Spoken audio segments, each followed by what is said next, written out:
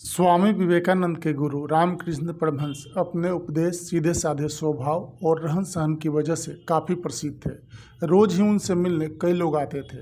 प्रसिद्ध होने के बाद भी उनका स्वभाव नहीं बदला और वे हमेशा आनंद में रहा करते थे। एक दिन वे अपने दैनिक काम कर रहे थे। कुछ लोग उनके सामने बैठे हुए थे और परमहंस जी का काम खत्म होने का इंतजार कर रहे थे ताकि उन्हें अच्छी बातें सुनने को मिल सके। उस समय वहाँ एक बड़े संत पहुँच गए। संत का व्यक्तित्व इतना प्रभावशाली था कि सभी उनका सम्मान करते थे। वे परमहंस जी के सामने खड़े हो गए, लेकिन परमहंस जी अपने काम में व्यस्त थे। उन्होंने संत की ओर ध्यान ही नहीं दिया। ये देखकर संत को गुस्सा आ गया। उन्होंने कहा कि क्या तुम मुझे पहचानते नहीं हो? मैं पानी पर चल कर आया हूँ। मेरे पास चमत्कारी सीढ़ी है जिससे मैं बिना डूबे पानी पर धरती की तरह चल सकता हूँ। मुझे ये चमत्कार करते हुए लोगों ने देखा है।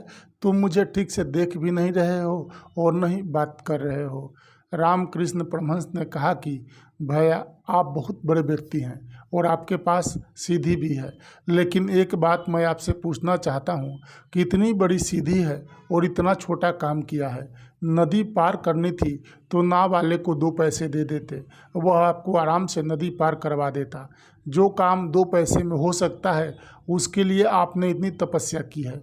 आप इस सीढ़ी का प्रदर्शन भी कर रहे हैं। एक संत को ये बात शोभा नहीं देती है। संत को घमंड करना ही नहीं चाहिए। ये बातें सुनकर वह संत शर्मिंदा हो गए।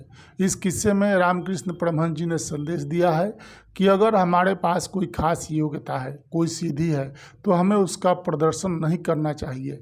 जो लोग अपनी शक्तियों का घमंड करते हैं और दूसरों को छोटा समझते हैं, उन्हें कहीं भी मान सम्मान नहीं मिल पाता है। हमें अपनी शक्तियों का उपयोग सही समय पर और सही जगह पर करना चाहिए।